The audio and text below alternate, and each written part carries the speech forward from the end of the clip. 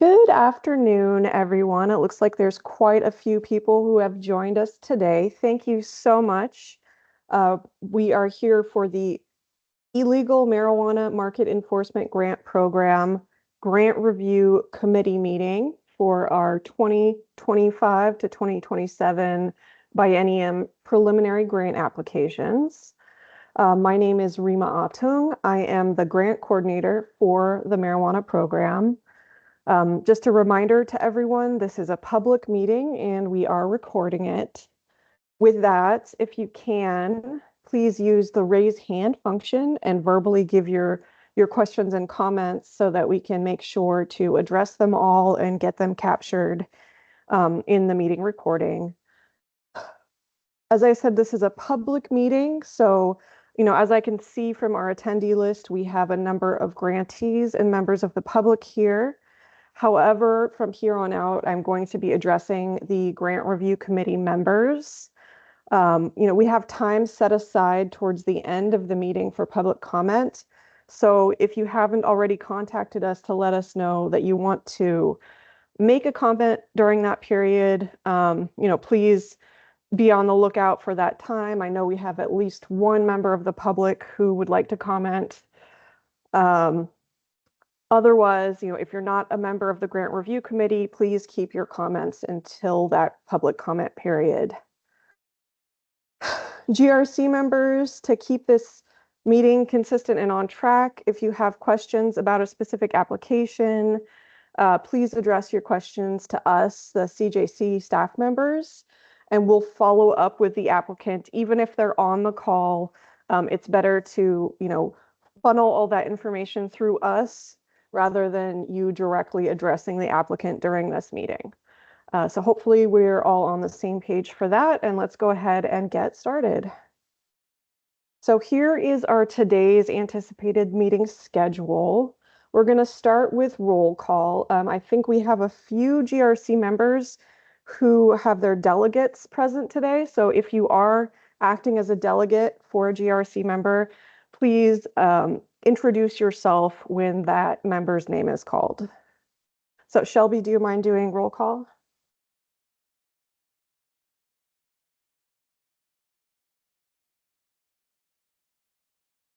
Or you know what? Hi, Rima. I can do it. Yes, Yeah. I'm able to do that if you'd like. Yeah.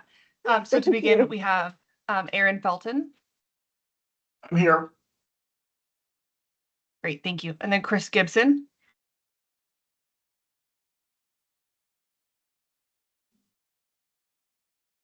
Okay. And then I apologize, this is a new individual to us, so I'm not sure how to pronounce the last name, but we have Tara Wozniak. And I am Rosie Shatkin, Rosetta Shatkin, for Tara Wasiak, who's the director of OLCC. I'm the government relations director for the OLCC and the tribal liaison as well. Thank you for joining us today. Thank you for having me. And then we have Kathy Kesey.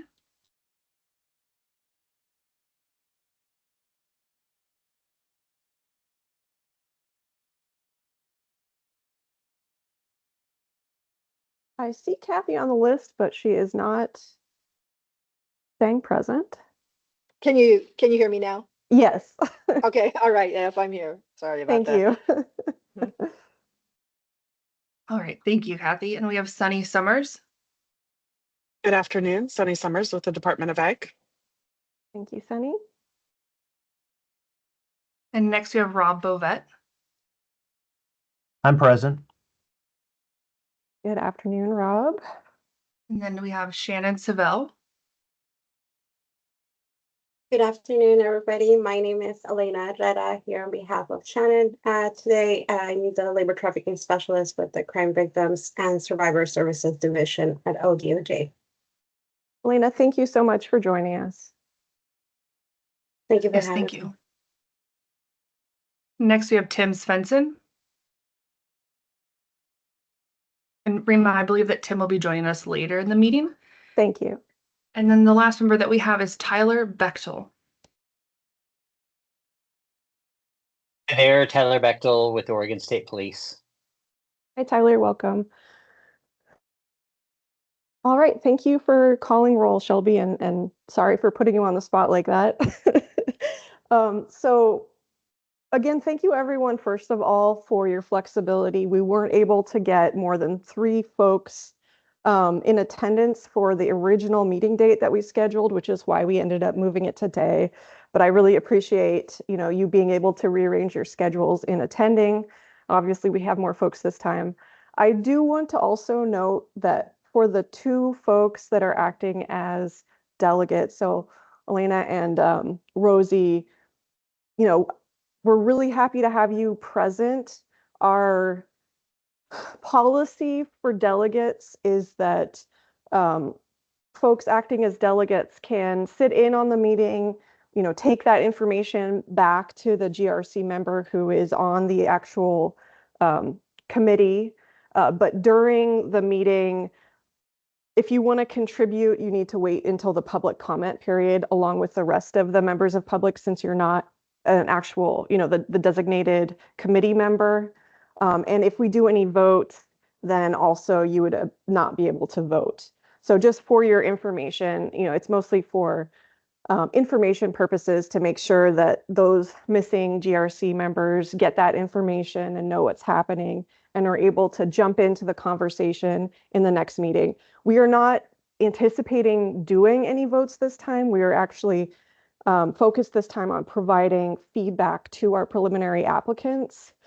So that piece of it shouldn't come into play. But just FYI, if you have something to say about a specific application or anything at all throughout the meeting, please just hold your comment and jump in during the public comment period toward the end. All right, on that note, sorry. So we're going to quickly look at the grant review committee roles and responsibilities, look at the applications themselves, do a quick funding discussion about the 2025-27 funds and their status, and then we'll have that public comment period, as I mentioned, and then talk about next steps. So GRC roles and responsibilities in application review. This is going to look real familiar to most of you GRC members since you've been around for a while, but thank you for bearing with me. We do need to go through this information each time. First, we're going to look at a timeline of the remaining request for grant proposals process. So, today we're having our meeting for the preliminary applications. Next Monday or earlier, we're going to send all the feedback that we get from this meeting today from you folks to our applicants and open the final application so they can start working on that. The final application, which includes their response to any feedback given or requested today, and then their budget, will be due September 8th at 1 p.m. We'll have to schedule the next grant review committee meeting in September to review all of that. And we would anticipate that to be, a more intensive grant review committee meeting, since we will be looking at the budgets and discussing those actual award recommendations at that point. So just please keep that in mind. We'll try and schedule that later, but we might want to set aside a little bit more time for that one. And then October, we're still anticipating bringing all this information to the CJC Commission so that they can make their award determinations. That might get pushed back a little bit to November. We're trying to cram all our grants into the same period so all our projects can get funded and get the money out as soon as possible. But our anticipated schedule for right now is October. Any questions or comments about that timeline? Nope. All right. So again, this should look familiar to most GRC folks. The CJC staff role in the application review is really to look at the applications for completeness, check the applications to make sure they adhere to the program rules and priorities. And then the important piece today and in our next GRC meeting is we try and make sure that the conversation and any decisions made or recommendations made by the GRC are made consistently and in accordance with those program rules. So your role today is really to, look at the applications and discuss them collaboratively, provide recommendations and feedback to the applicants themselves, and then in our next GRC meeting, provide those funding recommendations to the commission, and then the commission takes all that information and makes the final award decisions. So the goals for today are to review those applications and what we're presenting in our staff analysis, to document any questions and concerns that you, the GRC members, have, so that applicants have the opportunity to revise their narrative, which they submitted in their preliminary application, and send that revised information back as part of their final application. And as I said, the GRC isn't voting on anything today. They're just making or documenting those questions and concerns, and their funding recommendations will come next time. We do want to make sure that the review that you folks are doing is grounded in the grant purposes and requirements, what's allowable under our CJC grant administration guide, the requirements and preferences and priorities that are outlined in the RFGP and in the program rules, and that the evaluation of application questions is anchored in how responsive the applicant is. So that really means setting aside any prior knowledge you might have about the applicant and just looking at the merit of the application itself and the information that the applicant provided in the application and judging them based on that. This is a competitive grant, and we do ask that you disclose any conflicts if you have a conflict of interest, and we'll get into what that means now. So grant advisory committee or grant review committee members are public officials according to the laws of Oregon. And that means that you have an ethical responsibility because you influence the operations of state government. So part of your ethical responsibility is to identify if you have any actual or potential conflicts. And what that means is if a public official who participates in an action that would or possibly could result in a financial benefit or loss to the official or official's relative or business would have an actual or potential conflict. The responsibility of GRC members in this situation is just to disclose that relationship to staff at CJC and then not participate in any discussion or votes related to that application that they have a potential or actual conflict with. Our practice, or our commission's practice in general, has gone a step beyond that even. So our CJC commission generally abstains from deliberation or votes, even if there's a potential public perception of impropriety. So even if they're not, directly benefiting financially from an applicant getting approved, they might just have some kind of tertiary, relationship with the county or something like that. They still tend to, as a practice, not vote on anything. It's not required, but that's just been the commission's practice to this point. So here's a little more information on actual conflicts, just to reiterate. So it's public official making recommendations or decisions that would give the person, their relative or business, private monetary benefit or detriment. Potential conflicts are the same. So are there any GRC members that have a conflict or potential conflict for any of the applications today that you might want to identify? I do. This is Okay. Kathy Kizzy. I have one with the CWRP project. Okay. Also with Jackson County Sheriff and Josephine County Sheriff. All right. Thank you. And so just to clarify again, since we're not actually taking votes today, generally folks with a potential or actual conflict will not participate in the deliberation. If you have any questions or like need for clarification on any points from those applications, I would still ask that you participate since we're not determining the funding at this point. It's purely to give them a chance to respond. But if there's any discussion on like the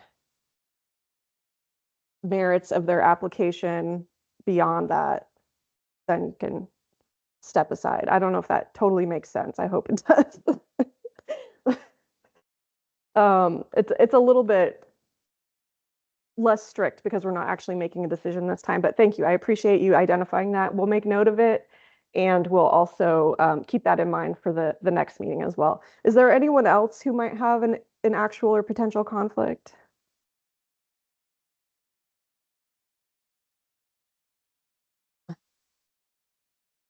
Like, that's it. We'll go ahead and move on.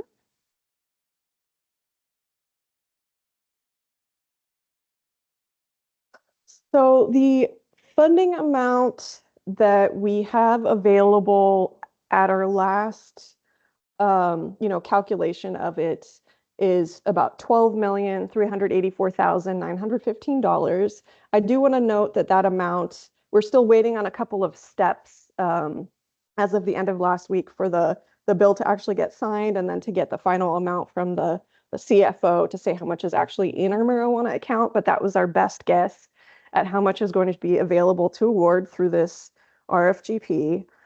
The project period is from January 1st, 2026 to August 30th, 2027. So we have been on this long extended grant period for several years now. We're going back to the normal biennium grant period.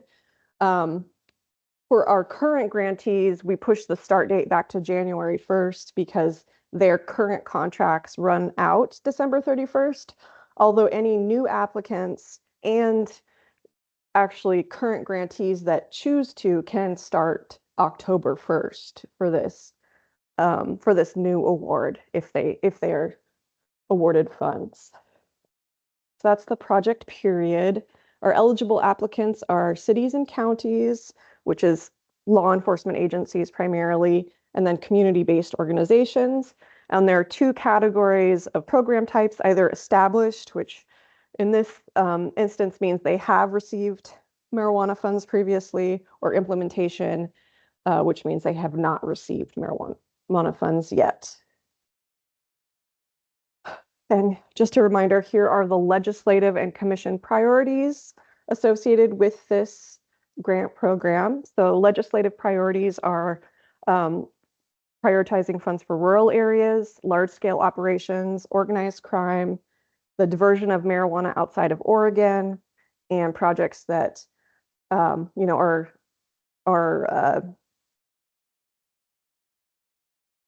dealing with the ongoing humanitarian crisis associated with illegal marijuana cultivation and distribution, and facilitating connections to assistance and services for individuals impacted by the illegal marijuana market.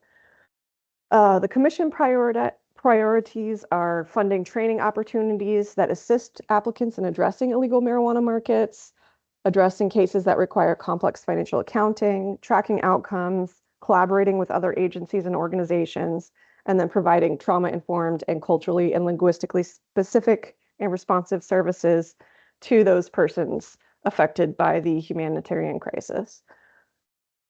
And there are specific in statute definitions for those terms: large scale and rural area and humanitarian crisis. So just know that there are very specific definitions for those that we look at when we are going through the application. So let's go ahead and jump into the application review.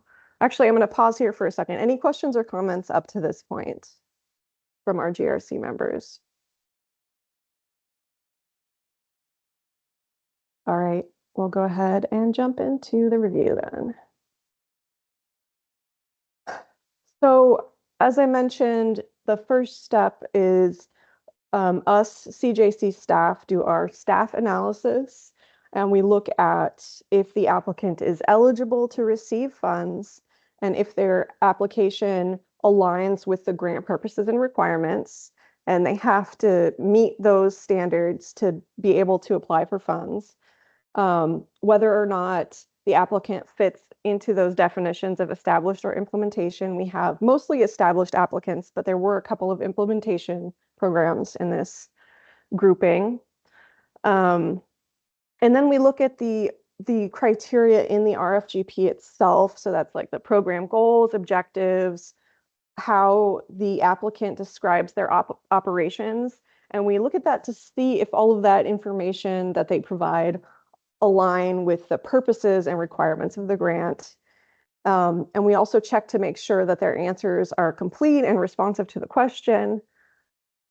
And then we just look and see how well their answers and what they provide in their application align with the stated grant priorities. So to help us do all of that, we implement an initial scoring rubric. I do want to note this is an analytical tool, not a decision-making device. So really we're looking at, the picture is very small here, but it just breaks out the application into, each question that the applicant responds to. We give them a score based on how complete and responsive their answer is. And the point breakout is provided on this slide. So, the overview is 15 points, priority assessment is 20 possible points. And then the last 2 bullet points right before the arrows on this slide have to do with the final application. So if the applicant responds to the GRC feedback we gather during this meeting, they get an additional 5 points, and then their budget is worth points as well. I do want to note here that when we get into the actual individual applications, the scores are presented as a percentage of points possible, because there's actually the CBO applicants, not all of the priorities apply to them. So we wanted to scale it so, they weren't getting graded unfairly for things that didn't apply to them, basically. So we used a percentage of points possible rather than the actual point score.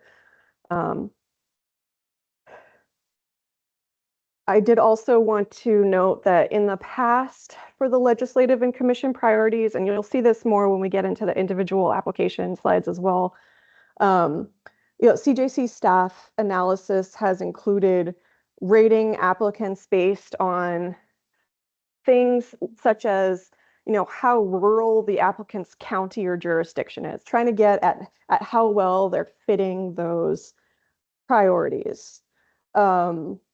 So, in the past, we had a bunch of different measures, like how rural the county is, that we graded applicants on. Instead of doing that this time, what we did was we looked at the content of the questions related to those priorities. For example, one of the priorities is to fund projects that are, focused on dealing with organized crime. So we looked at the application to see if the applicant responded to that question, specifically talking about, criminal harm or crimes that are associated with organized crime, such as money laundering, and if they had specific operational responses to that problem in their answer to the question. And a lot of folks did.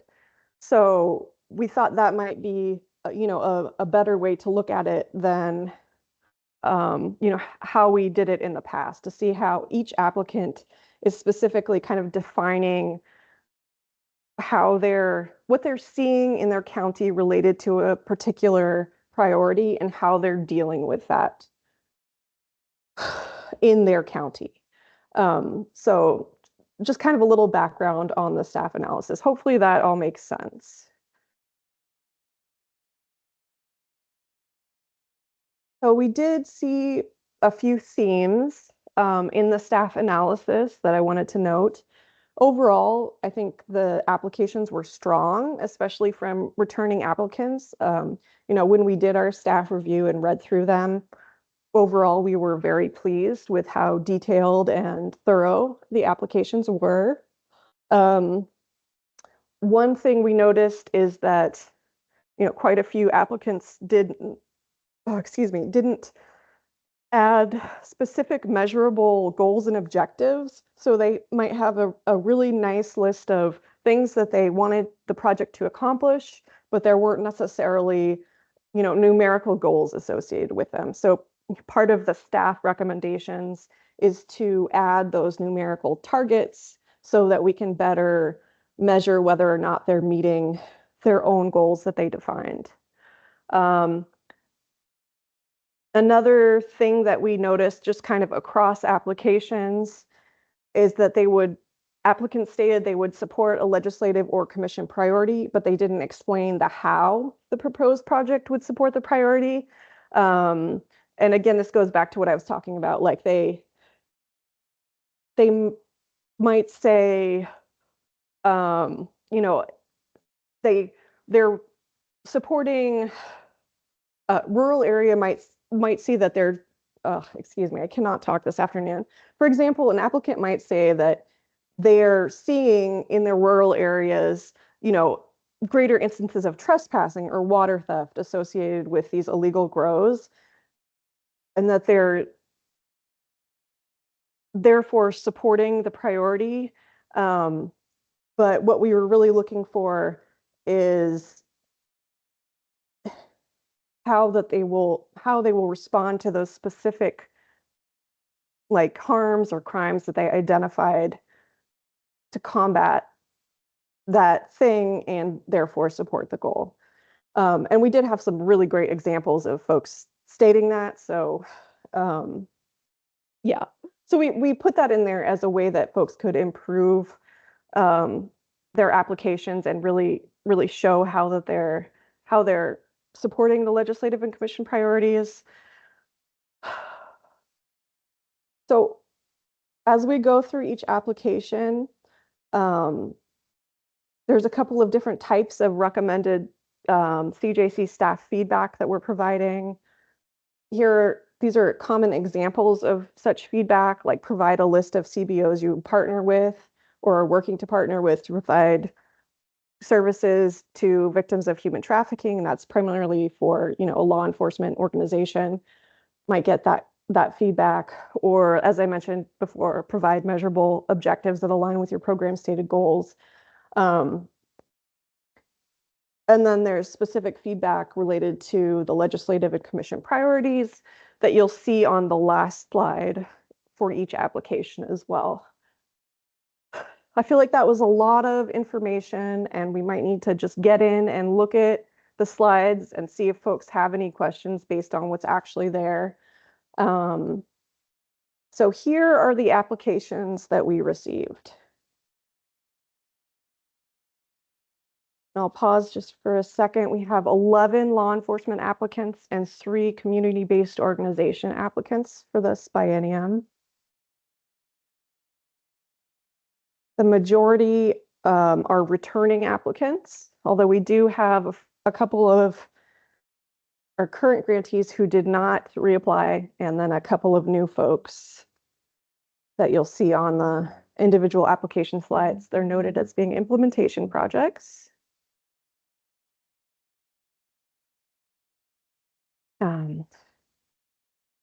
So we're going to go through these as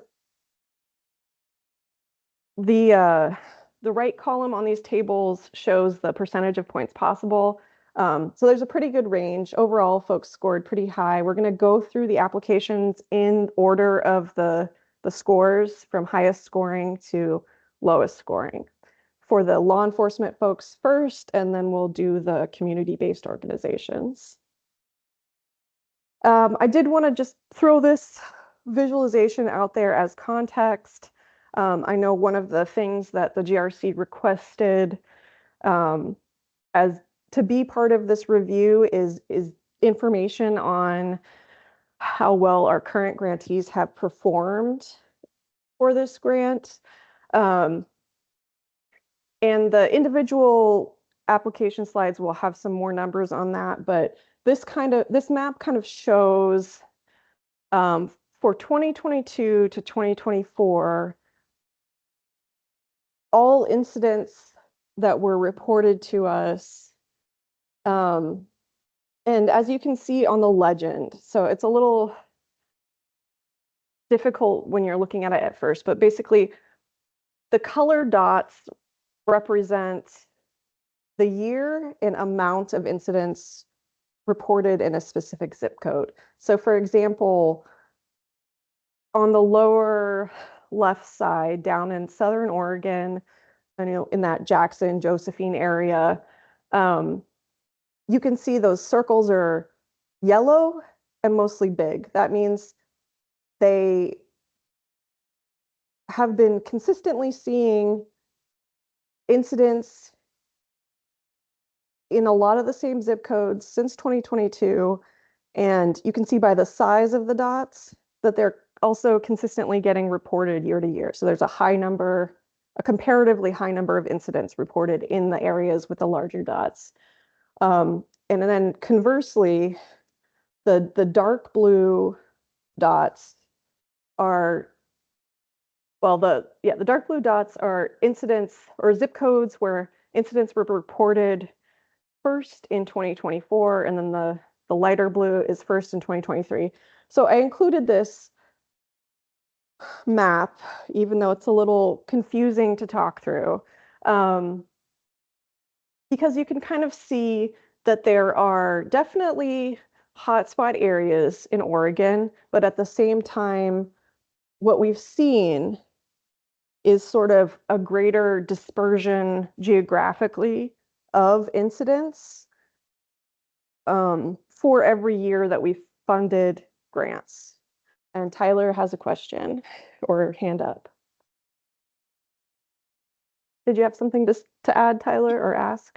Yeah, thank you. I'm just wondering, because this starts in 2022, and I know up north, for instance, some of the grantees had not received the grant until I think just the last round. So they Right. wouldn't have 2022 data. So I'm a little confused by the yellow dots, say, around Columbia County. So this is where the incidents were reported. It's not necessarily tied to a specific grantee. Sometimes grantees work on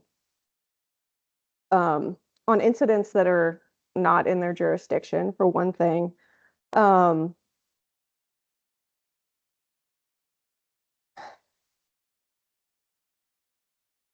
So we have had, I think it is a good point though, because we have, if you're looking over like the far left side over like Coos County, all of those incidents are showing as first reported in 2024. That's because their program hadn't started until 2024. So there is some degree of, you have to take into account the timeline for how these things rolled out. But we did think it was interesting to just kind of see how things have moved over the years.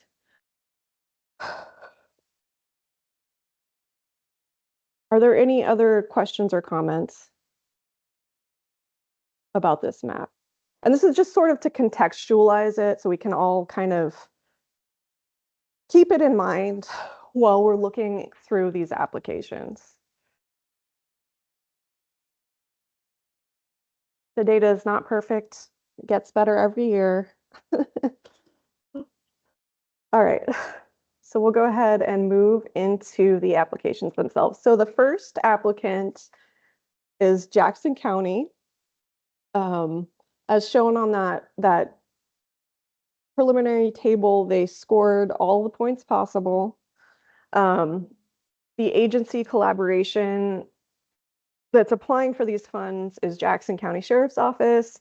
They partner with code enforcement and the district attorney's office to serve Jackson County. And their program goal is to disrupt illegal marijuana trade operations, improve public safety, and support the transition to a regulated and sustainable marijuana market that benefits all residents by providing additional resources to law enforcement and increasing community engagement.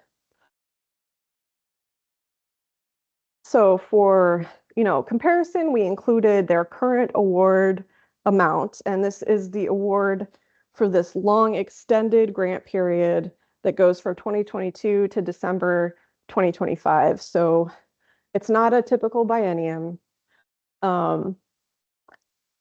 As of the end of this past quarter, so as of June 30th, they expended 75% of their total amount. And I do want to note here that these data snapshots are only looking at from January 1st, 2024 to December 30th, 2025. We changed our reporting structure a couple of times, and just based on how things worked out, it seemed like that was a good snapshot because most folks had data during that time period that was consistently reported. So here's the data for that time period. They had 59 incidents. They're one of our more active grantees currently. And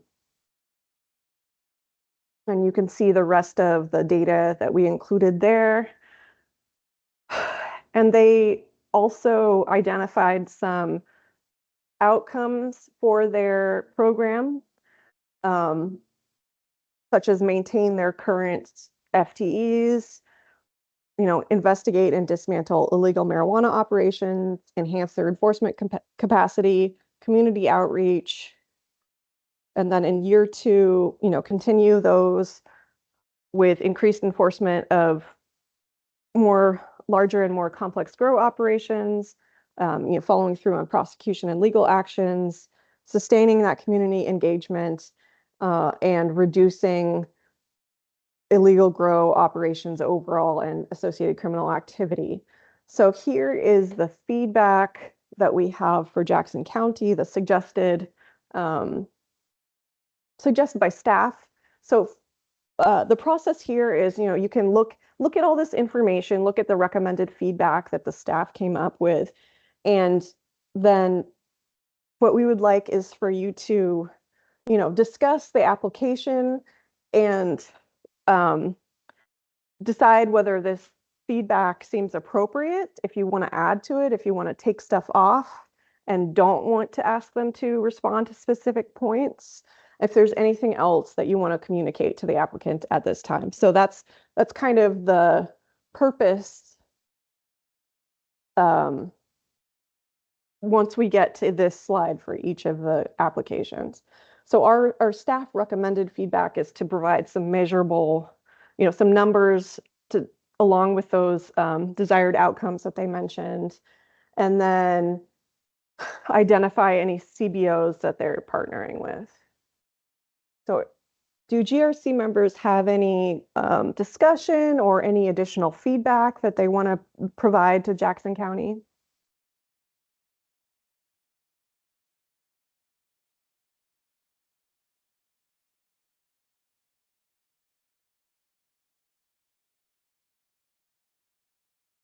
Are folks okay with this feedback? Or, I mean, you can disagree as well if you thought their application was perfect and you don't have any questions. We can remove our staff recommended feedback and they can just submit a budget for their final. It's really up to you folks. Rob? I think it's good. This is Kathy. I think Okay. it's fine. The Okay. feedback that's been provided. Thank you. And looks like Rob had a hand up. Yeah, just a question, and I agree. There's nothing. This feedback is fine, but on the second one, list the CBOs. I thought we had 2 entities contracted to provide those services. So what you're really looking for is just Jackson County to identify that they're working with the one particular grantee that we have. So it's just basically adding a line, right? Yes. Okay. That's all I was curious about, because I wouldn't think Jackson County would have the necessary information to tell you all about that grantee and their stuff, but just saying we work with so-and-so. Yeah, a lot of these are pretty simple responses to it. Just, some applicants in their responses said, we are working with UNETE to provide these services, and some applicants didn't, and we want to look at them all. We want them all to answer as completely as possible. So that little tiny piece of information was missing from this one. So we have the opportunity to ask them for it, so we can. And it should be a pretty simple thing for them to respond to that. Some of the questions are a little more intensive than that, as you'll see, but overall, I think the applications were really good, so we're not asking for a ton of information. In comparison, we just did our restorative justice grant, went through the similar process where we looked at their preliminary applications, and just because of the number of requirements and the specificity of their requirements, the grant advisory committee came up with just a ton more questions that folks had to respond to, and some of them were really detailed and in-depth. So it just really depends. It's just we're offering the same opportunity to all grants for applicants to do this process of responding if there are questions, to make sure that we understand what they're proposing as best as possible and can make those determinations for funding with complete information. All right, so it sounds like there wasn't any additional feedback for this one. So given that, we'll go ahead and move on to Klamath County. So they scored 89% overall. They're also an established program. Their agency collaboration is Klamath County Sheriff's Office, Code Enforcement District Attorney's Office, and Klamath Advocacy Center. So this is an applicant that actually named the CBO they're working with. I do want to note for this agency collaboration piece too, there is a little bit of a distinction, because in some applications they listed, working collaboratively with like FBI, Homeland Security, other types of agencies. But what this agency collaboration is really looking at is whether or not they're maybe like funding staff at the DA's office, or they have that formal partnership in place. And then whether or not they have a CBO that they identified as working, that they're working with. So their service area is Klamath County. Their program goal is listed there. I'll let you read that.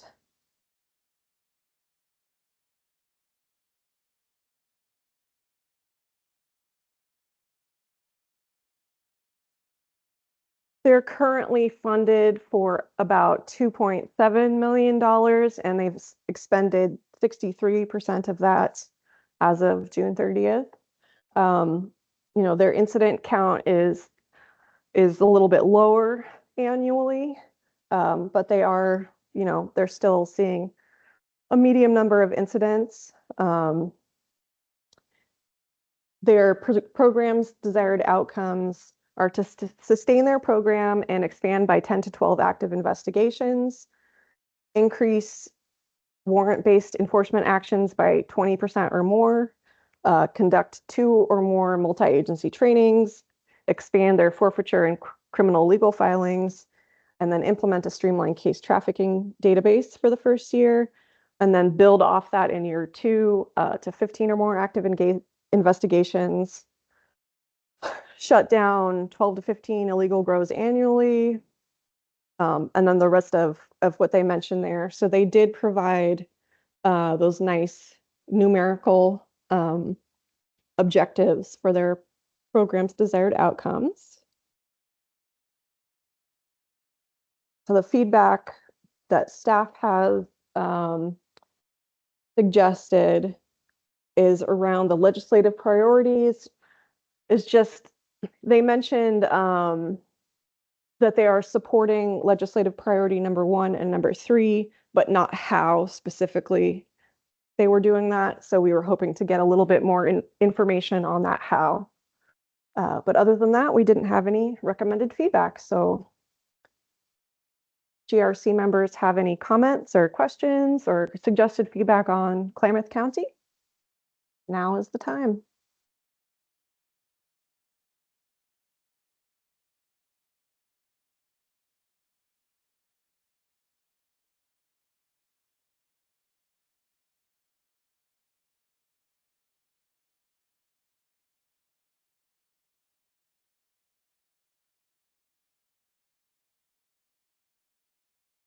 All right, I don't see any hands up or anything, so I'm going to assume that the CJC staff recommended feedback is good and folks didn't have any questions or comments or concerns about Klamath County's application. And we'll move on to the next one. All right. So next we have Deschutes County. They are an established program as well. The agency collaboration here is the Sheriff's Office, Code Enforcement, District Attorney's Office, and they work with J-Bar-J Youth Services to provide that human trafficking service component. Their service area is Deschutes County, and their program goal is really to continue their current program, including supporting their current staff, and their partner staff. Their award for the extended grant period is about $2.9 million, of which they've expended 64%. And they also have kind of a medium number of incidents per year. One thing, I don't know, just overall that I thought was interesting was just looking at this year's snapshot, there was kind of a high number of firearms seized across the board for everyone. More than I was expecting. So their program's desired outcomes are to, continue working with code enforcement to fix hazardous conditions found at sites, dismantle BHO labs, stop the diversion of water to illegal grows, investigate human trafficking, financial crimes, work with the DA's office to prosecute suspects. And then they noted that they have seen psilocybin popping up at illegal grows sort of commonly. So addressing that as well. And then the suggested feedback is to provide measurable objectives. And then for those 3 legislative priorities, rural areas, large scale marijuana grows and distribution operations, and then organized crime is just, again, provide that how. They said they support those legislative priorities, but not specifically how their program is addressing those issues. So we would love to get that. Any other comments, questions, feedback for Deschutes County?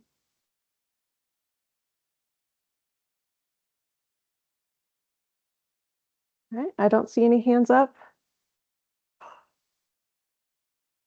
No questions or comments. I'm just going to assume that the CJC staff is perfect. We did a wonderful job and move on. So next applicant is Douglas County. They are also an established program serving Douglas County. Again, they're asking to continue funding their existing program. Their current award is about $2.3 million, of which they've expended 70%. They have slightly more incidents in this year snapshot that we're looking at. So they had 37 reported, 7,000 pounds of processed cannabis, which was a lot.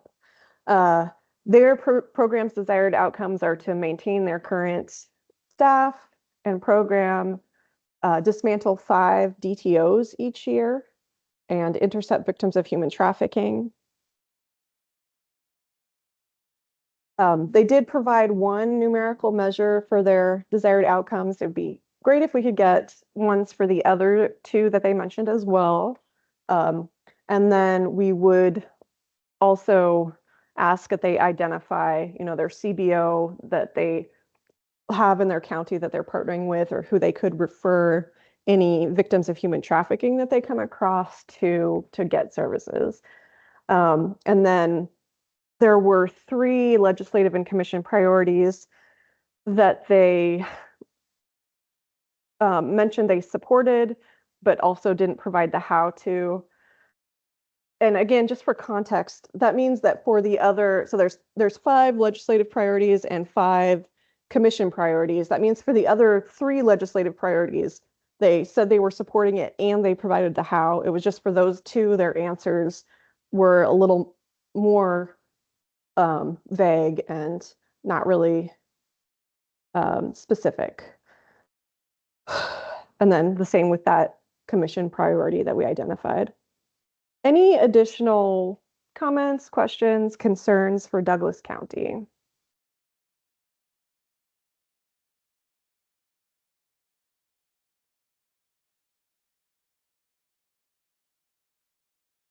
Okay. We're just moving through. So Josephine County is next. They're also established. That's a collaboration between Josephine County Sheriff's Office, District Attorney's Office, and UNETE. And their program goal is to investigate, research, and dismantle high-impact drug trafficking organizations and organized criminal syndicates within the county, and then ensure those cases are prosecuted. So they're one of our larger grantees at the moment. They're at about $6.4 million. And they, in the snapshot, reported 40 incidents. Their program's desired outcomes are to maintain their current staffing and program, disrupt the illegal marijuana market, provide victims of labor trafficking with resources, conduct in-depth investigations to link higher level individuals and organizations with criminal activity, and then achieve greater success in prosecutions. Similar to other feedback, we would love to be able to get some numbers to associate with those desired outcomes. Just some numerical targets so that we can gauge whether or not they have reached the target or not. And then there were 2 commission priorities where they said that they supported them but did not provide the specifics on how they were supporting them. And that was for the training opportunities and tracking program outcomes. Any questions or comments for Josephine?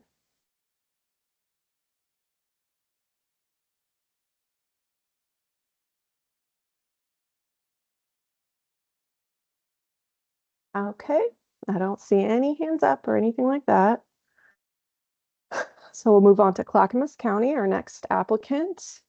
And that's a collaboration between Clackamas County Sheriff's Office, Clackamas County Interagency Task Force, which I think is actually part of the Sheriff's Office, and Safety Compass, a CBO partner. And that is actually a new program that has not been funded before. Their service area is Clackamas.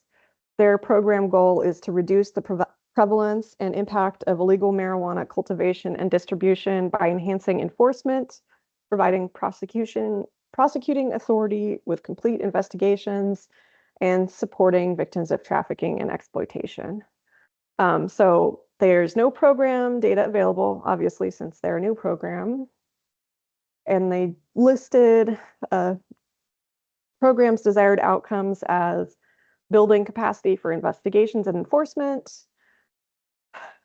dedicating investigative efforts to focus on illegal marijuana, which they haven't been able to do previously, procure equipment to enhance their ability to collect evidence and be safer, collaborate with other law enforcement agencies, seek out training, initiate victim service training through their partnership with Safety Compass, and then train their CCSO deputies and service providers so they can recognize labor trafficking and respond to it.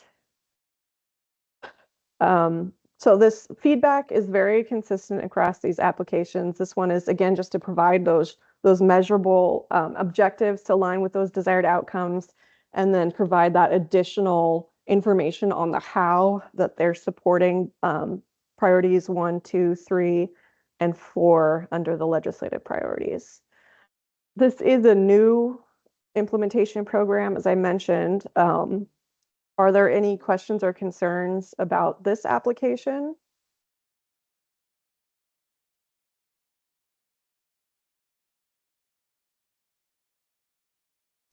Tyler?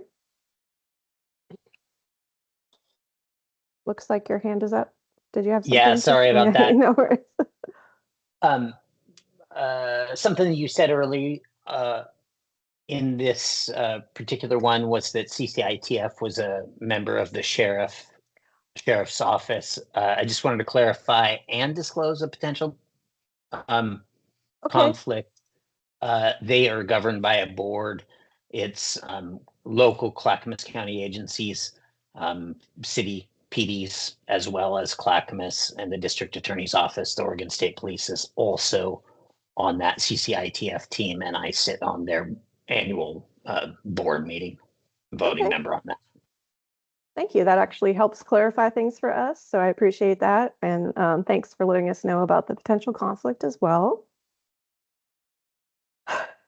Any other comments or discussion around this particular application?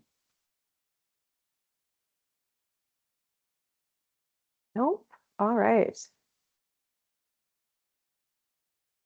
So next is South Coast Interagency Narcotics Team, or CINT, and that's out of or led by Coos County Sheriff's Office, and they are a current grantee, although we generally refer to them as Coos County in presentations and so forth, but they applied as CINT for this round of applications. So just in case there's any confusion there, we're talking about the same applicant. Their service area is Coos and Curry counties, and the program will provide ability for their CINT team to continue conducting those investigations, intercepting shipments of marijuana to black markets in other states, and then dismantling drug trafficking organizations operating in southwestern Oregon. They are currently awarded, as I mentioned, with about $806,000, of which they've expended about 80%. They have reported in this 1-year snapshot 17 incidents. And there's the information on their seizures, et cetera, related to those incidents there. Their desired outcomes are to maintain their current program, continue their investigations that are ongoing, investigate new suspected illegal grows, attend trainings on a whole host of things associated with these types of investigations, and collaborate with other agencies. And then in year 2, they did note increasing their parcel and carrier interdictions as well, and investigating misuse of water and disposal of hazardous materials too in year 2. They had a few more clarification questions, one of which Tyler just answered for us. We were wondering who else was in this CINT group. So thanks again. That provide measurable objectives, and then provide a list of, or identify CBO partner that they are working with or would like to work with for those human trafficking victim humanitarian aid services. They identified they were supporting a number of legislative priorities, but didn't include the how. So we asked for additional information on those. And I believe that is, oh, no, and there's a second slide. So they did the same thing with commission priorities as well. So they just, stated that they were supporting these priorities without providing a lot of information on what that support looked like. So we were just hoping to get a little more information on those commission priorities as well. Any discussion or concerns or questions about this application?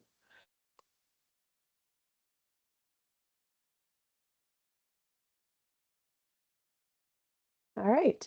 Oh, Tyler. Just your really hands up. quick, Sure. just really quick. The Oregon State Police isn't currently on the South Coast Interagency Narcotics Team. I just wanted to clarify that. All right, thank you.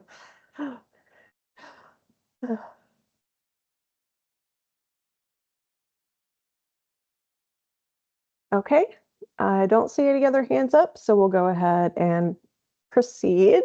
So Lane County is next. They are an established program. the agency collaboration here is Lane County Sheriff's Office, Code, Water Master, District Attorney's Office, and they have a close working relationship with OLCC as well, and have some amount of victim services provided by Eugene Mission. Their service area is Lane County. Their program goal is really to continue their program. And they are currently awarded about $2.9 million, and they've expended about 75%.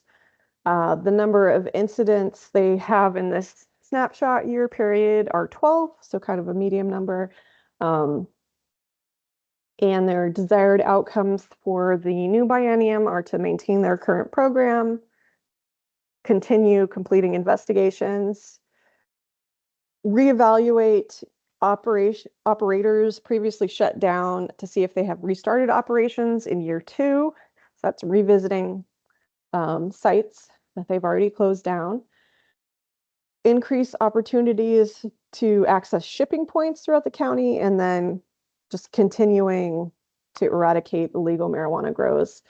So again, one of our staff feedback is to try and provide some measurable objectives along with those goals, and then some more specific information on how they are supporting these legislative and commission priorities for the priorities that are identified in bullet points there.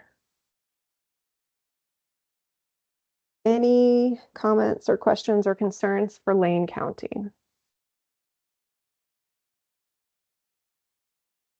And Rob, looks like your hand is up. Yeah, thanks, Rima. I just want to put on the record that although I don't have a direct or indirect or actually actual or potential conflict of interest, I am Lane County Council. And so when it comes time to actually act on these, I will ask him to abstain. Thank you for letting us know, and we will note that. So next time when we have the discussion on funding and do the voting, we will try and proactively remind you of that perceived conflict, potential perceived conflict. So thank you for letting us know. Okay, anything else? Nope. All right. So next up we have Columbia County. They're another established program through Columbia County Sheriff's Office. Again, they want to maintain their current team to continue investigating illegal marijuana grows, and continue their collaboration with a whole host of different federal, state, and local partners. Their current award is about $1.1 million, which they've expended all of as of the end of last month. So they definitely are active. And they reported 17 incidents during this year snapshot period. Their desired outcomes are to maintain their current program, work with their partners to identify probable cause and serve search warrants, investigate finances and links to criminal organizations, and prosecute cases. So as we have seen many times before, one of the things we would like them to do is to provide some measurable objectives with those desired outcomes. Staff feedback also is requesting, them to identify any agencies that they have like an MOU or a formal working partnership with, or they can identify even through their budget as, maybe partially funding a position, just to try and clarify who their partnerships are, and also identify any CBOs that they're working with or referring victims of human trafficking to. And then they also had a number of legislative priorities that we would hope to get some more information on how they're supporting, as well as some commission priorities. So the list is almost all of the legislative and commission priorities. They said they were supporting, but there was the how missing. It's the operational piece of what they're actually doing to support those priorities that we would love to get from them. Any questions or concerns about Columbia County? Or feedback for this specific applicant? Right. So I'm just going to assume that the recommended or suggested feedback is good, and we'll go ahead and move on again. So the next applicant is Klamath Falls Police Department. So they are another implementation program, so they have not been funded. The agency here is Klamath Falls Police Department in Barnett, and their service area is Klamath Falls and Klamath County. Their program goal was to implement a multi-agency, community-centered initiative aimed at reducing the harmful impacts of illegal marijuana market in the city of Klamath Falls and Klamath County through education, enforcement, and environmental restoration activities. They don't have program data since they're a new program. They did list quite a few program desired outcomes. So this list presented here is kind of abbreviated. And there was a third year as well listed. But just to kind of touch on some things that they identified as desired outcomes for their program is, finalizing MOUs between agencies, conducting 10 to 15 operations, completing environmental impact assessments of 5 to 10 known or suspected illegal cultivation sites, increase awareness and early adoption of legal pathways in targeted communities. So they're listing a lot of different desired outcomes that kind of touch on a lot of different aspects of how illegal marijuana grows impact, different environments and counties. In year 2, they wanted to conduct an additional 20 operations, strengthen regulatory audits and compliance education for existing legal operators to maintain market integrity, tangible reduction in large-scale illegal marijuana market operations, noticeable increase in participation in the legal cannabis industry. So those are, again, just some of the desired outcomes that they listed. They did include a year 3 as well, even though that might fall outside of the biennium that we're looking at to fund. So our staff suggested applicant feedback is, to list other agencies that they have plans to be in those working partnerships with, provides those measurable objectives to go along. They provided some, numbers for their desired outcomes, but provide measurable objectives for the rest of them, and then identify their CBO partner or whoever they have in their community to refer victims to. And then similar to the last application, they had identified that they're supporting all of the legislative and commission priorities, but they're kind of missing the how. So we were requesting just some more information on how they would be doing that for each of the 5 legislative and commission priorities. Any questions or concerns about Klamath Falls Police Department's application? And Tyler, looks like your hand's up again. Yeah, I'm wondering if CJC staff has any background on why both the Klamath Falls PD and the Klamath County Sheriff's Office would be applying for the same grant but not collaborating. We did not receive any background information, but it is a good question. Yeah, I know there's limited money, and to have both operating in the same geographic area and not collaborating would, I don't know. I'd want to know more. Yeah. So we can add that as a feedback or a question on this list. Maybe expand this bullet point number 1, list any agencies that you have an MOU or from a working relationship with, or oops, sorry, I didn't mean to click forward again. And then Yep. ask for clarification on if they have a working partnership with Klamath Sheriff's Office. Yeah, I think it just by way of being fair, it would probably want to ask the same question on the other application too. Yep. We can definitely do that for both.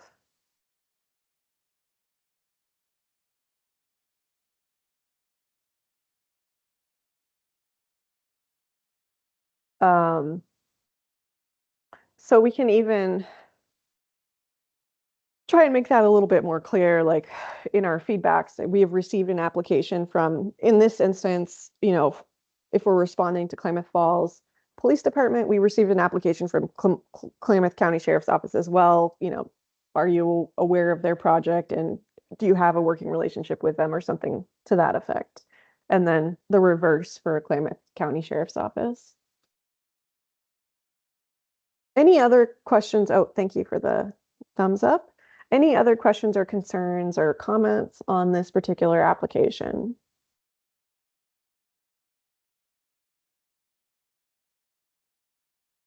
Well, thank you for that additional feedback. So the last law enforcement applicant that we have is Yamhill County. They are an established program out of the sheriff's office, and they partner with the district attorney's office there to serve Yamhill County. And their program goal is just to continue their current program. They are receiving $965,460, of which they have expended 53%. I do want to note here that initially they were a sub-grantee under Polk. Polk and Yamhill were in a partnership under one contract initially.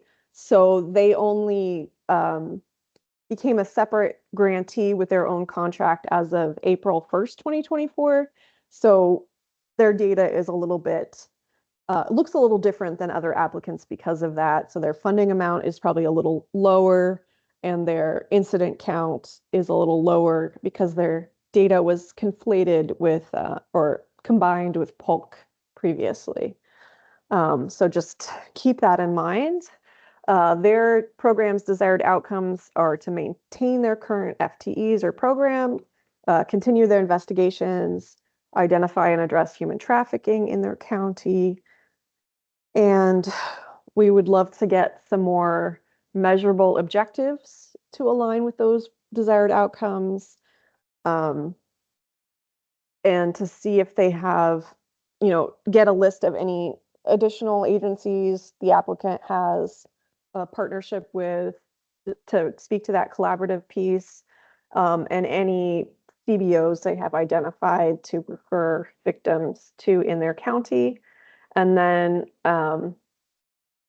they identified that they supported all the legislative and commission priorities, but we're really missing the how on a lot of those as well. So we would love to get that information from them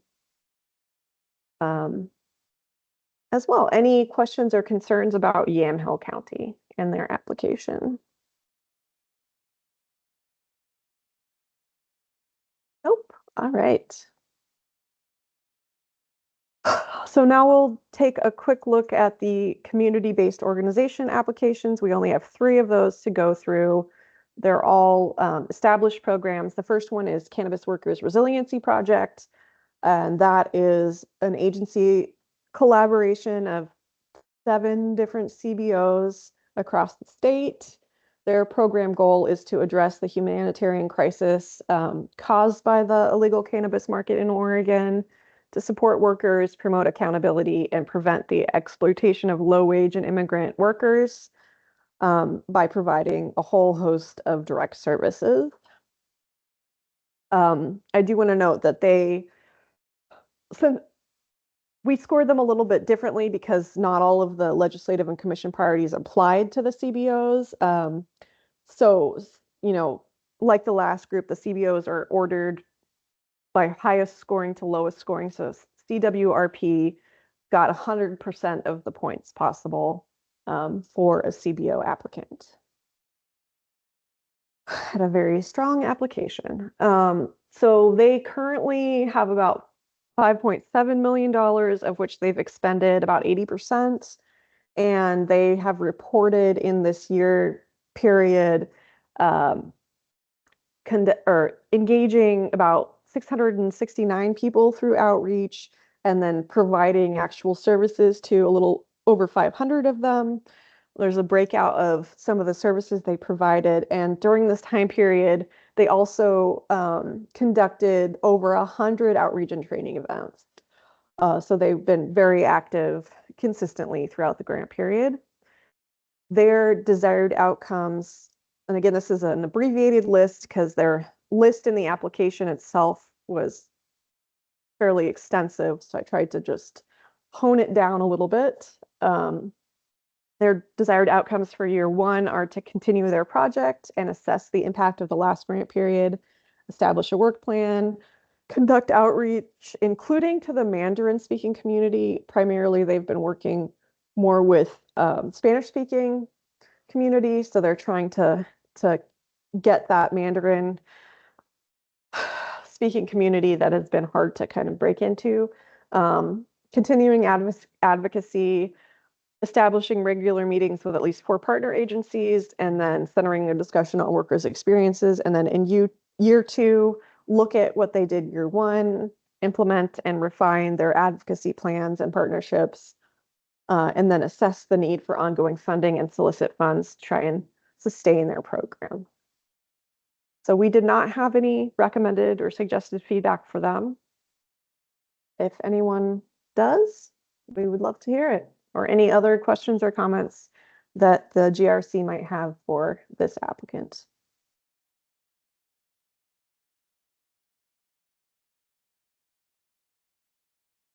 Okay, I'm not seeing any hands up. Our next CBO is J-Bar-J Youth Services. They are also established and they operate in Deschutes, Crook, Jefferson counties, and they primarily work with Deschutes County Sheriff's Office. Their goal is to deliver crisis intervention and long-term case management support, and then culturally responsive outreach and training to improve the identification and service connections for victims of labor, exploitation, and trafficking in Central Oregon. Their current award is for $390,000, of which they've expended 82%. And then they have served in the 1-year snapshot. We're looking at, slightly fewer clients, but they have been working on building those connections and identifying more potential victims through their outreach and training, which they have been increasing. So their program's desired outcomes are really focused around, getting the word out there and becoming integrated with other service providers. So joining Deschutes County Cannabis Advisory Council, strengthening their partnership with the Anti-Trafficking Alliance of Central Oregon, engaging with the Oregon DOJ Labor Trafficking Subcommittee, conducting outreach, and then providing those direct crisis intervention and case management services, and basically continuing all those in year 2, as well as developing training materials and tracking services and outcomes so they can evaluate their program effectiveness. So the suggested feedback for J-Bar-J is related to 2 legislative priorities, which they identified supporting, but didn't provide any specifics on. Any comments, questions, or discussion for J-Bar-J?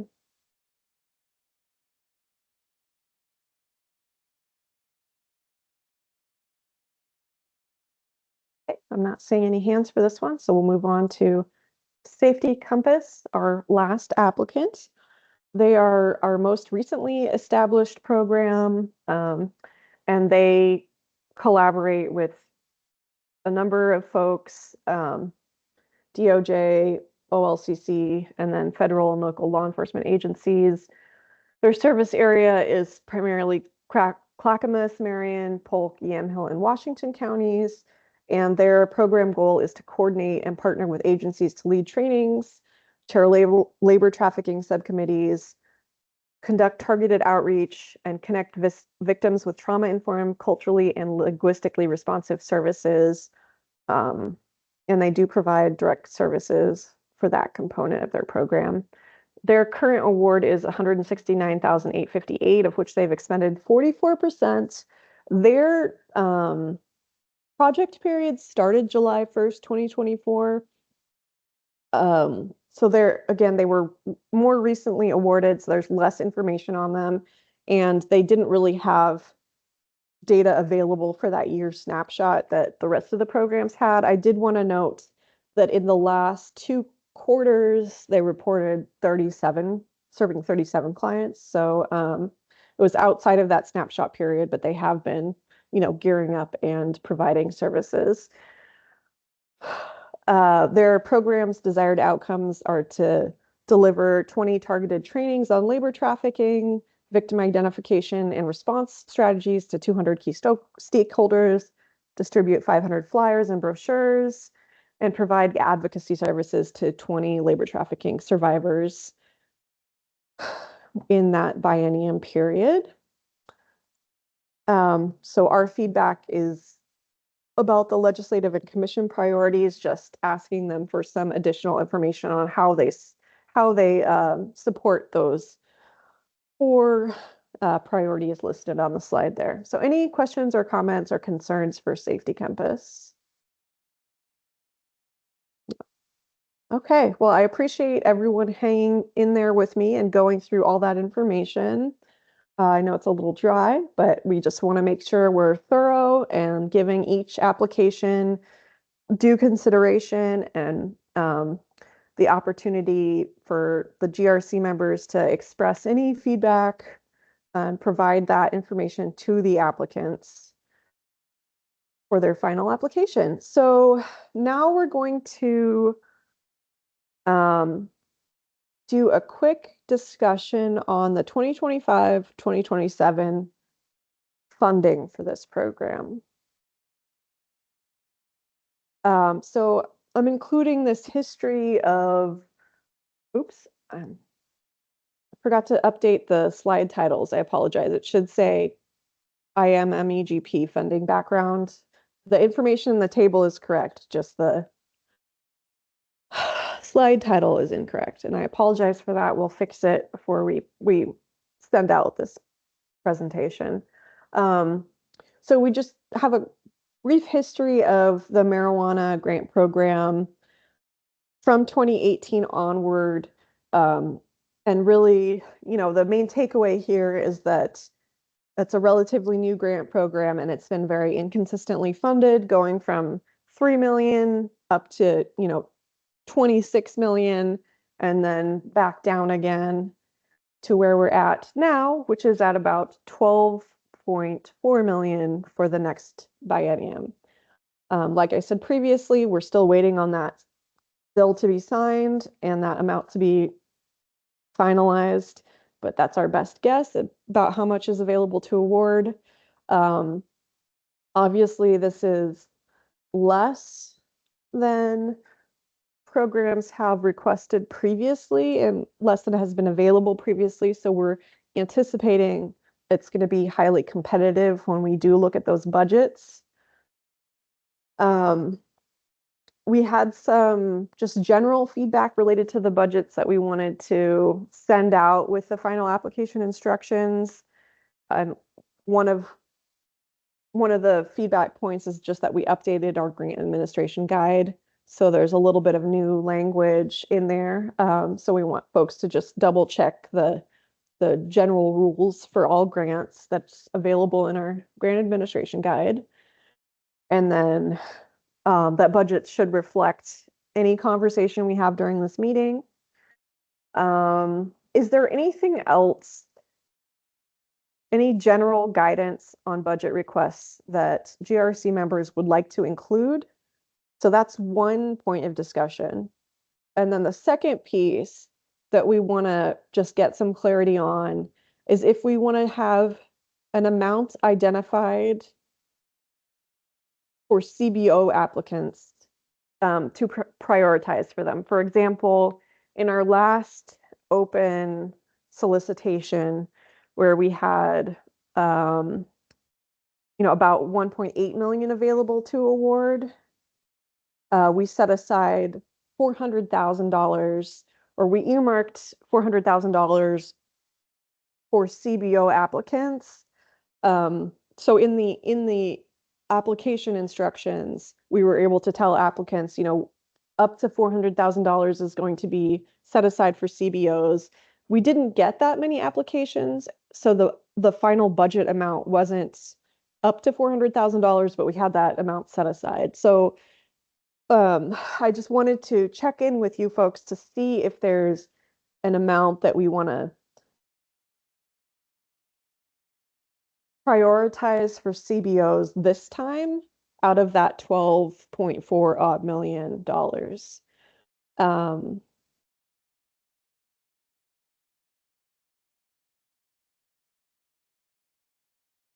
And Rob, your hand is up.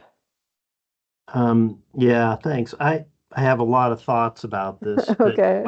but I don't have any easy answers. I'll just spit out a few sentences from my perspective as the person that largely crafted all of those bills you just referred to. Yep.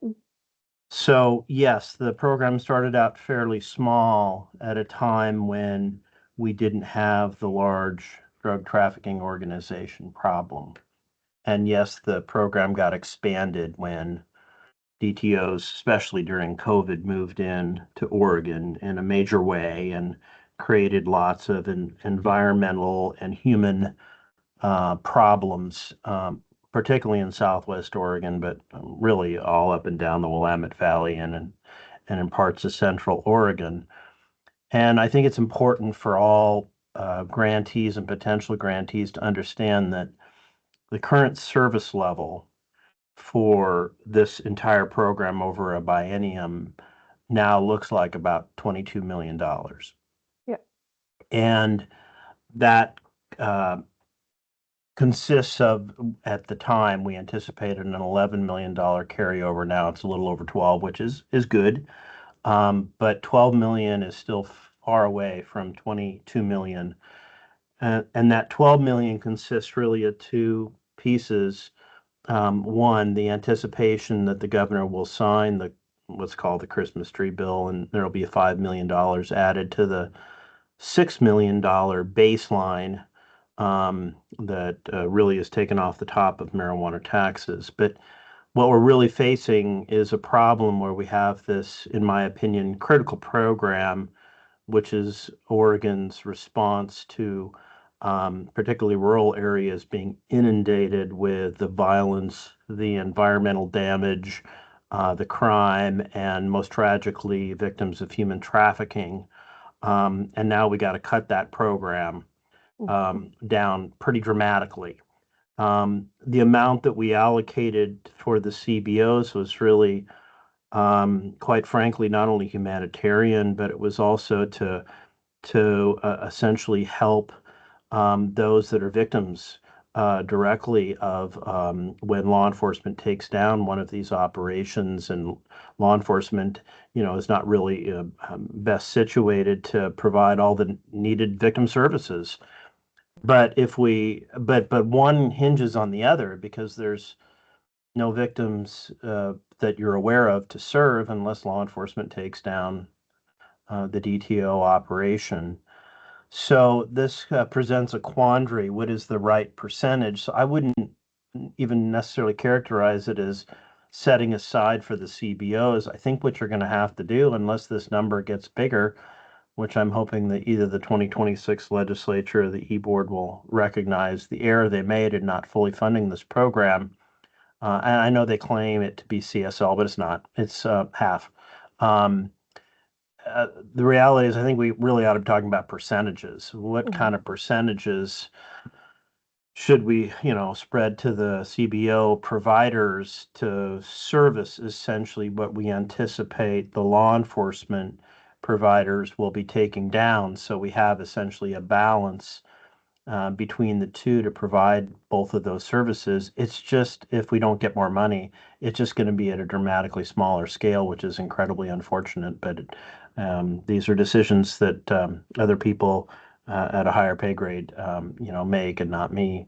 So I don't mind your phrasing it setting aside, but I think it really comes down to what kind of percentages. Historically, I think, we were, looking at, I think we just kind of grabbed at it randomly, roughly, I think it was roughly a quarter of the amount we were setting aside for the CBOs. But, we could probably look and you could analyze not amounts of money granted, but if there's a way for CJC staff to look at what actually got expended on the enforcement side and then what actually got expended on the CBO side, let's say over a biennium, probably the most recent biennium, and then say, what is that percentage spread? I would suggest that maybe we use that same percentage spread to the 12 and, get to that. And then we're actually talking about actual percentages based on, but that means reduction for everybody. I mean, everybody's. Yeah. Yeah. But anyways, I didn't mean to just go off on that stream of consciousness, but I think it's important for grantees and potential grantees to understand that we're in this is a pretty massive cut scenario right now. Yeah, and I appreciate all of that information. It was much more articulately stated than I could have stated it. And I agree with you. So if you look at just the amount awarded over time, over that full contract period, which is from like 2022, 2021, 2022 to December 2025, CBO contracts amount to about 15%. That's about 6.3 million total.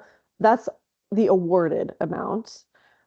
When we look at the estimated CSL based on expenditures that we came up with and included in our annual report last year, the conservative CSL based on expenditures was about 16 million. And about 2.8 million of that was for CBOs. So that's a slightly different, hold on. What would that percentage be? Not that I'm good at math at Yeah, all. 2.8 divided by, so it's 15.7. So that's at about 17.8%. Yeah, so Yeah. between 15 and 20%. So I mean, I don't think we need to, obviously we're not making any decisions today, but I'm guessing we'll probably want to target something between 15 and 20% of that 12 million to go to the CBOs. Again, that's going to be massive cuts for them, but there's massive cuts for the law enforcement side too. So that's the way I would suggest we kind of analyze it. That's what makes sense to me just on the fly. Yeah, and thank you for that, for all your comments. And of course, we're open to whatever else, GRC members want to contribute as well. I just wanted to point out that in the last application, we had this up to number. So staff recommendation is to do something similar, whether it's a percentage or a dollar amount in this round of awards as well, rather than setting aside. All right, let me back up a step. So when the 6 million for CBOs was initially, when CBOs were initially added, 20 million was added for law enforcement that only law enforcement could apply for, and 6 million was added for, CBOs that only CBOs could apply for. We're recommending, instead of creating two separate buckets, that we set aside either a percentage or a dollar amount up to for CBOs, so that if we don't get we're of course anticipating we're going to get over it, but basically we don't restrict that dollar or percentage amount to only CBOs in case we have fewer requests or less amount, less dollar amount in our budget requests than that cap, if that makes sense. I feel like that didn't quite make sense. We're Well, not- it did if we hadn't already received applications and we're over on everything. So Yeah. the up to is almost irrelevant, to be honest. I think we're gonna have to, look at everything on a spreadsheet and figure out how much we have to spend. And I guess I would just argue that it shouldn't be an up to. We should be aiming for a balance that, spends, 15 to 20% or 17, let's just pay 17, whatever that number you said, that really Yeah. focuses in on that number being what we award. And I think it's just important for grantees to understand that nobody's going to get what they're asking for here. Yeah.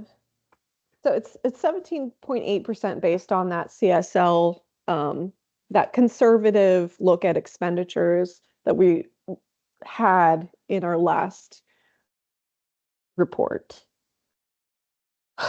So Looks like Sheriff Svensson's got something. yeah, so Tim, did you have something to add?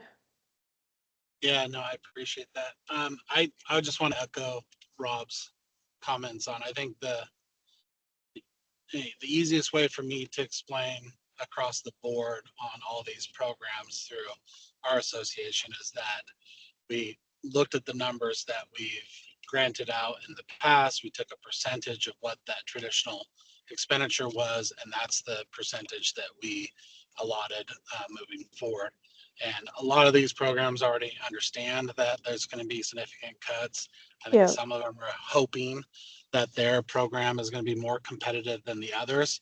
But I think when it comes to the CBO side, I think it's the only fair thing to do to make sure that we still have those services available to us when we are out there investigating these locations, that we just come up with the standard percentage split. So I would echo his recommendation on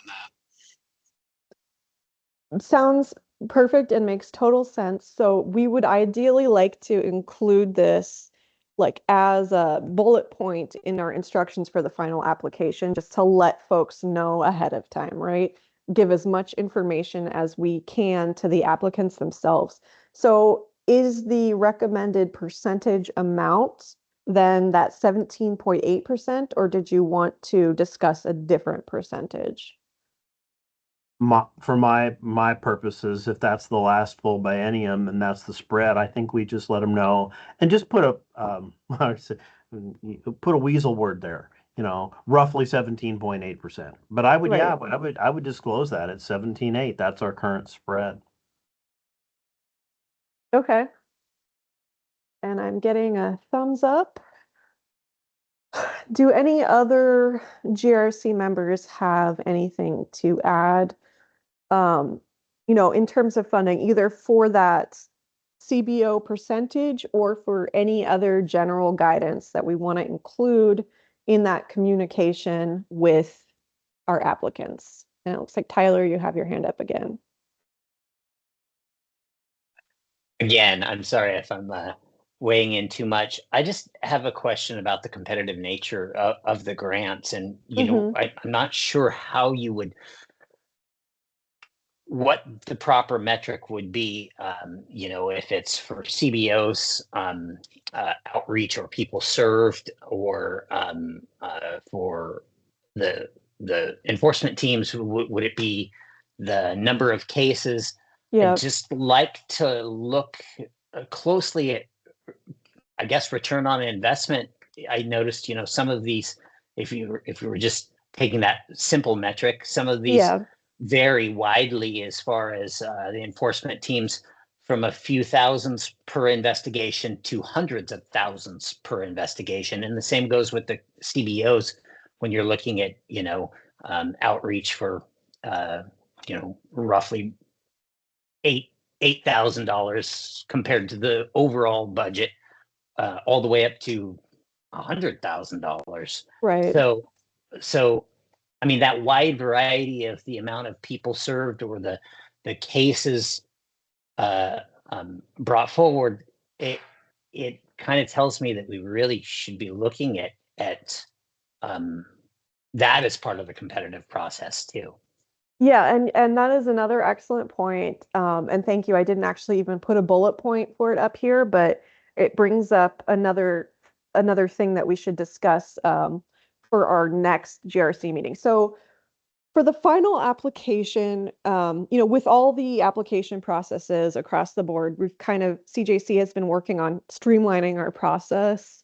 And with the final application, we do, a similar CJC staff analysis, which looks at the applicants' responses to all these questions and comments that we sent them, as well as their budget. And when we do the budget analysis, what we have been doing and what I would propose for this program as well is to look at a few different scenarios and kind of weigh the applicants a little bit differently. We're anticipating that the ask is going to be over this 12 point some odd $1 million, and we're going to have to probably cut folks across the board. So we can organize the awards and the cuts by different metrics. So say like how high they score on their final application, which will take into account their preliminary application and their budget. We could look at funding them related to that score. So the highest scorers will maybe get a higher percentage of their ask.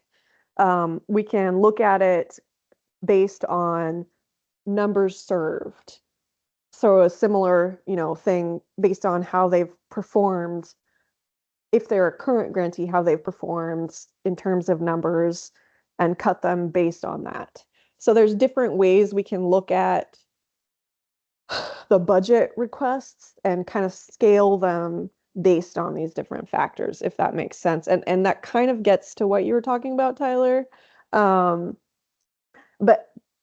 so what we've been doing is building out a few different scenarios like that and presenting it to the various grant review committees. So in the next, review committee, what that would look like is we would have the final applications, their scores, we would look at the budgets, and then CJC staff analysis would include going through a few different iterations of, what those cuts would look like based on scores, what those cuts would look like based on performance. And then you folks would, discuss the merits of each scenario and decide whether to go with one of those or do something else.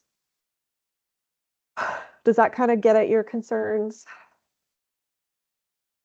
Yeah, it absolutely does. I Okay. don't know what the right method of coming to a final number for the teams and the CBOs is, but as long as we have one that takes into account performance, I think that would be helpful. Yeah, so we'll have a couple different scenarios for you that look at performance differently. And this is, again, a newer program, so we have less data than for some of our longer standing programs like JR, the Justice Reinvestment Program. So they have kind of like defined metrics, performance metrics. The marijuana program doesn't have those metrics yet. We've been building up that body of data and we're getting there. So part of the discussion after this for the next biennium is to really try and hammer out some more consistent metrics now that we have a few years of data. We have these different size programs, try and figure out what those metrics might be. So that's a discussion just to keep in mind for later as well. And sorry, one more thing that I wanted to mention is we've been working on building a dashboard for this program too, a data dashboard that we're hoping to make live before the end of the year. And I think that'll tie in nicely to this performance piece too, just to have some of that data that we publish in the annual report available for folks year round on a dashboard. So, right. Any other comments or questions related to this funding discussion?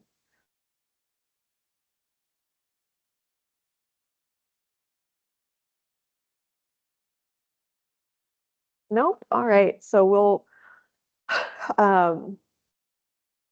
we'll include that about the percentage for the CBO applicants, and we'll communicate that to our commission as well, as the recommendation for how to split up the awards for this program. So that brings us to public comment, and we were notified that we have at least one person who would like to make a comment. I think Debbie contacted us to make a comment. If you would like to go first. Hi, thank you. Yes.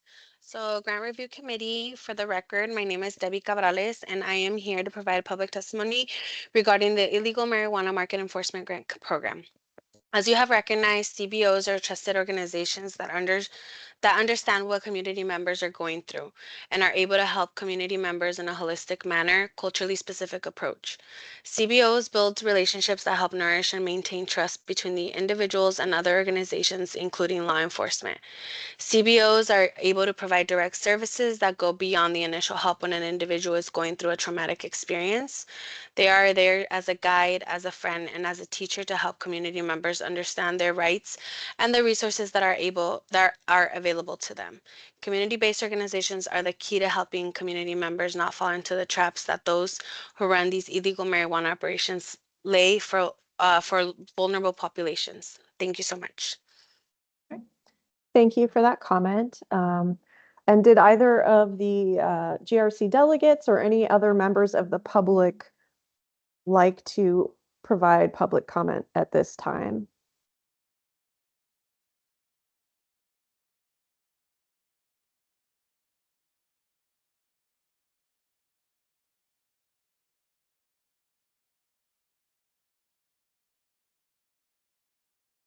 We'll give it another minute to see if anyone steps forward.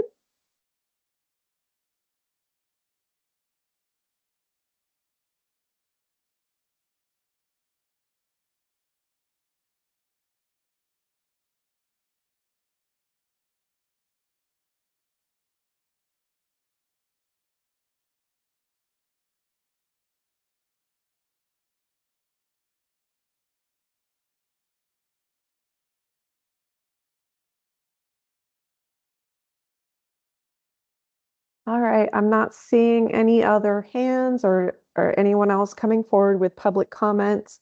You can always reach out to CJC staff if you have something you want to add to the conversation. If no one else raises their hand, we'll just go ahead and move forward to the last part of our presentation today. All right, so next steps, and we are way ahead of schedule. It's only 2:50 and we have scheduled till 5. So thank you all for your attention and quick review of those applications. Our next steps are to send out those comments and questions to the applicants along with their final application instructions. And we're aiming to do that by next Monday at the latest. As well as just opening that application so folks can start working on that. We're going to do a final application webinar, most likely the week of August 18th, just to go through any questions applicants have based on that feedback they got. Final applications are due September 8th at 1. Our next step now is to schedule should actually be a September grant review committee meeting. So our next meeting, which we're going to look at the budgets and final applications for our applicants. So if there's any dates in late September, early October that folks are free. We can go ahead and schedule that now, or if you would prefer, we can send out a doodle poll with some recommended dates and times, whichever one is easiest. Some of our review committees seem to function a lot better scheduling them during the meeting. But if it's easier to do the scheduling via poll, we can do that as well.